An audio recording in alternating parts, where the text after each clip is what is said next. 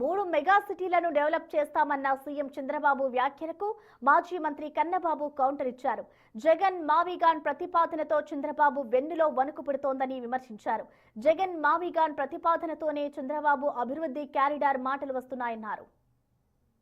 తయారు చేస్తున్నారు 3 ప్రాంతాలు, ఒకటి విశాఖపట్నం కేంద్రంగా వెస్ట్ గోదావరి వరకు, అమరావతి కేంద్రంగా ప్రకాశం వరకు, అదే మరిగా తిరుపతి కేంద్రంగా రాయలసీమ ప్రాంతం అంతా అభివృద్ధి చేస్తాం.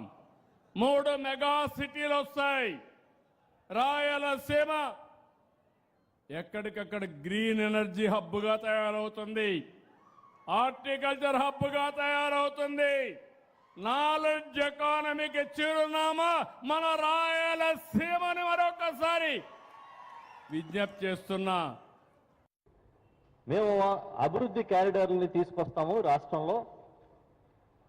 ఇటు శ్రీకాకుళం నుంచి వెస్ట్ గోదావరి వరకు ఒకటి, ఆ తర్వాత కృష్ణా గుంటూరు అవన్నీ ఒక క్యారిడారు, మళ్ళీ ప్రకాశం నెల్లూరు అదంతా ఒక క్యారిడార్గా వస్తుంది, రాయలసీమ అంతా ఒక క్యారిడార్గా వస్తుందని చెప్తా ఉన్నాడు ఆయన. అంటే జగన్మోహన్ రెడ్డి గారు మాట్లాడిన ఒక గ్రోత్ క్యారిడార్ అనే ఒక పదం వాడితే మీకు గుబులు పుట్టి ఇప్పుడు రాష్ట్రం మొత్తాన్ని అన్ని ప్రాంతాలని గ్రోత్ క్యారిడార్గా డెవలప్ చేస్తామని చెప్పే పరిస్థితికి మీరు వచ్చారు. జగన్ పవర్ ఏంటనేది ఈ ఒక్క ప్రెస్ మీట్తోనే ఈ రాష్ట్రం మళ్ళీ మరొకసారి తెలుసుకుంది.